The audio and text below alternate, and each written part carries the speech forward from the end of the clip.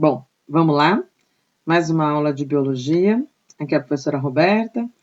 E o tema de hoje, protozoários. Os protozoários, eles são seres vivos eucariontes e todos eles são unicelulares. Eles são heterótrofos, tá? Ou heterotróficos, tanto faz a nomenclatura, e pertencem ao reino protoctista. Alguns ainda usam protista, tá? Mas a nomenclatura mais atual utilizada aí é protoctista. Esses seres vivos, a maioria deles é aquática, tá? E vive tanto em água doce, água salgada, vive também em regiões lodosas, terra úmida, tá? Eles habitam aí uma variedade de habitats úmidos. Algumas espécies são parasitas, tá? Elas habitam o interior do corpo de animais, tanto invertebrados quanto vertebrados, e em muitos casos provocam doenças, mas a gente também tem protozoários que têm relações de troca de benefícios com outros seres vivos, né? Os casos de simbiose. Os protozoários, eles são heterotróficos, né? E se alimentam de uma maneira geral de matéria orgânica, de cadáveres, como de micro-organismos vivos. Eles também podem se alimentar de bactérias, de algas e de outros protozoários também, tá? Eles vão apresentar agora uma característica importante, que são os vacúolos digestivos e os vacúolos contráteis.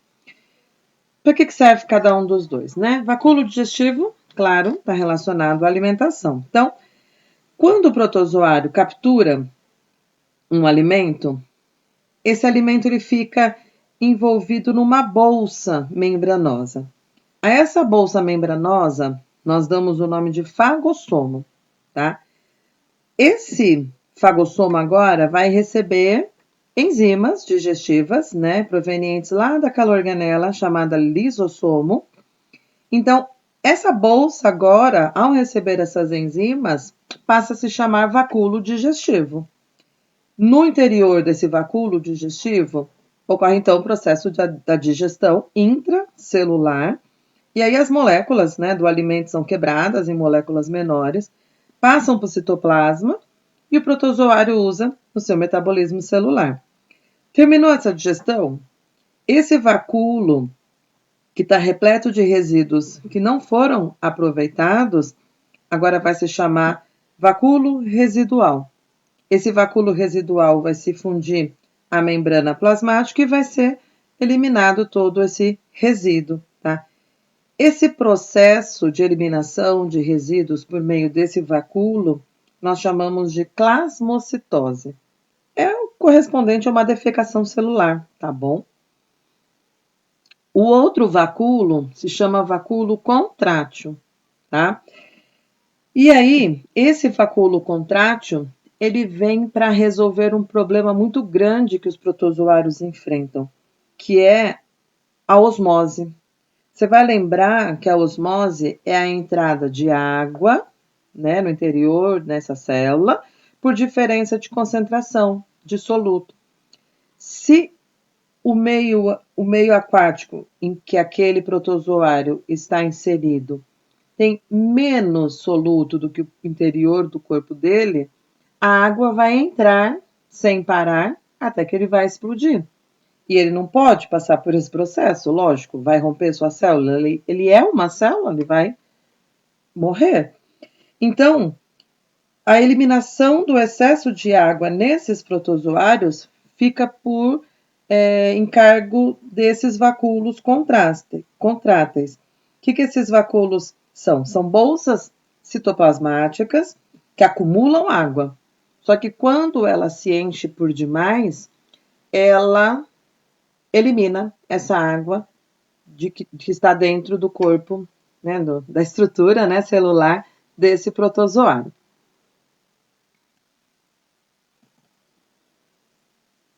Eu vou colocar esse vídeo aqui para vocês e aí acredito que você compreenda o que é esse vacúolo contrátil. Aqui é um paramécio, tá? Um protozoário do tipo ciliado, que a gente vai ver a classificação depois. E essa região aqui você vai perceber movimentação, tá? Quando estiver bem cheio de água, ele vai contrair, expelindo essa água.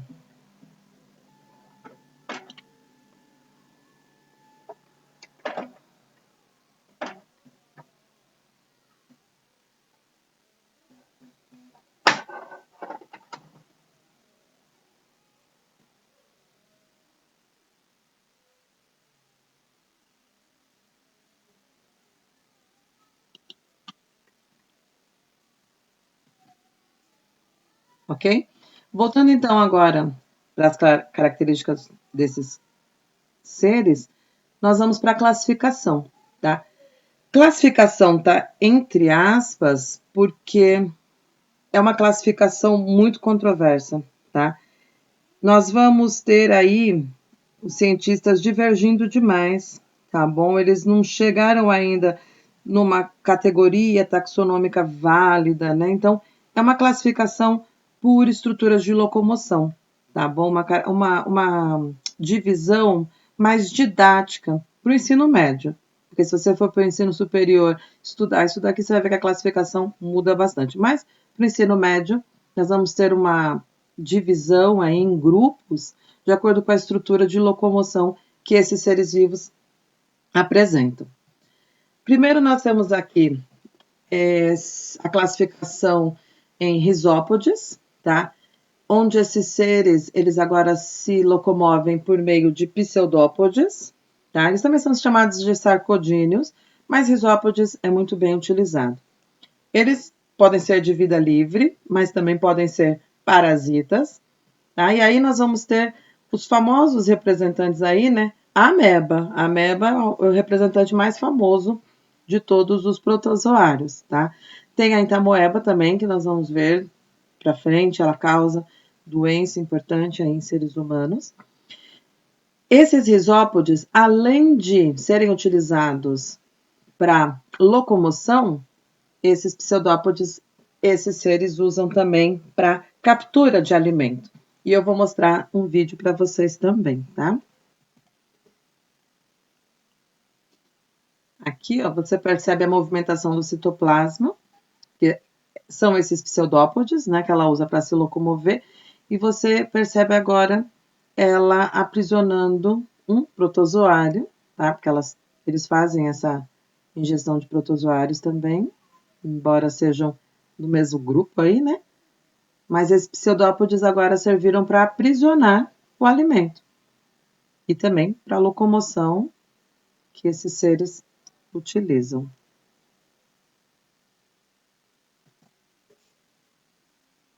Aqui, o segundo grupo são ciliados, também chamados de cilióforos. Como o nome já indica, né? Eles têm cílios, mas esses cílios podem durar tanto a vida toda, ou só quando eles são jovens, tá? Esses cílios, principalmente para a locomoção, mas também auxiliam na captura de alimento. Esses seres são tanto de vida livre, mas nós temos representantes parasitas, inclusive que causam importantes doenças em seres humanos. O exemplo mais clássico que nós temos, né, o representante aí mais conhecido, é o paramécio, que eu também vou mostrar um vídeo para vocês. Aqui o paramécio, repara nas extremidades, né, que tem esses cílios, que estão aí em batimentos e favorecendo a locomoção.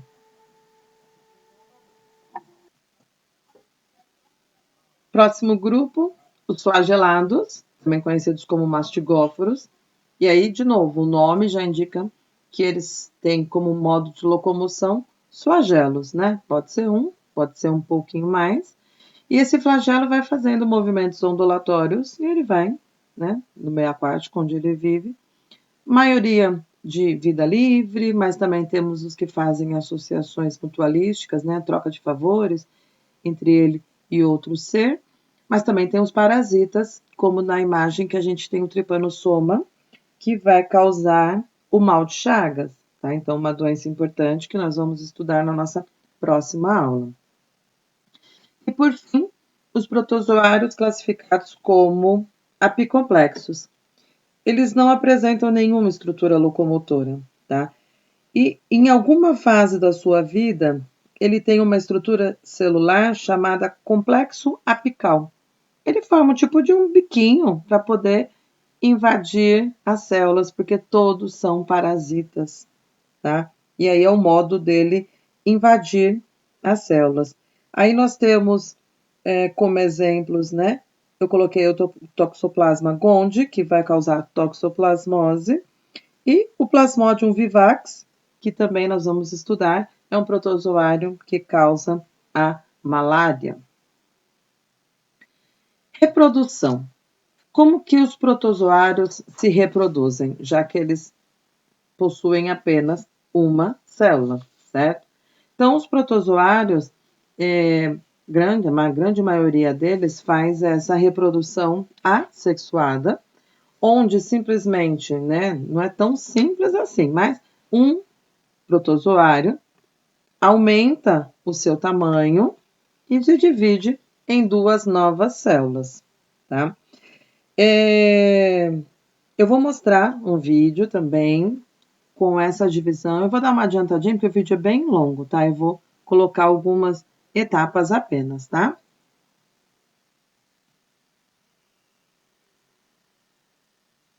Nós temos outros protozoários passeando aí em volta, né? Mas esse que está em evidência é o que vai ser mostrado até o final, tá?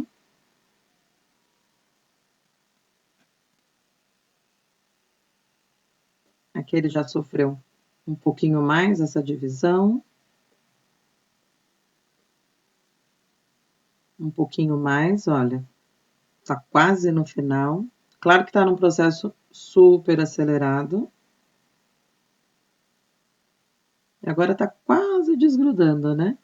Essa membrana plasmática está prestes a se romper.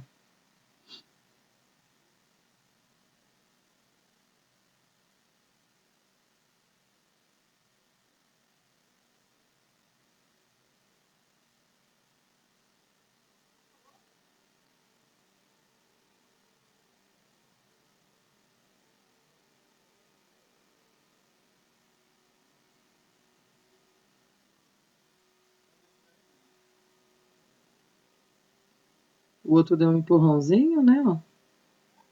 Soltou. E por fim, a reprodução, que é classificada como sexuada, mas sexuada em partes, tá? Porque aqui nós não temos um aumento do número de indivíduos. A gente fala que é uma fertilização recíproca.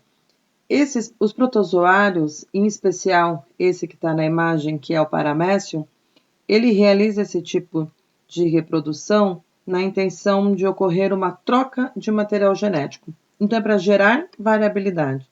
Então, eles apresentam micronúcleos que são trocados nesse contato físico, e aí cada um desses protozoários eles saem com uma recombinação genética.